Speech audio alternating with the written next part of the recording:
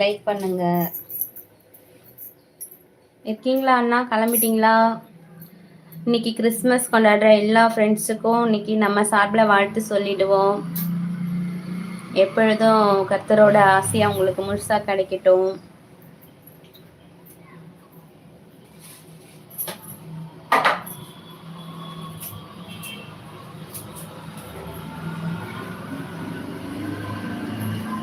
அன்பென்ற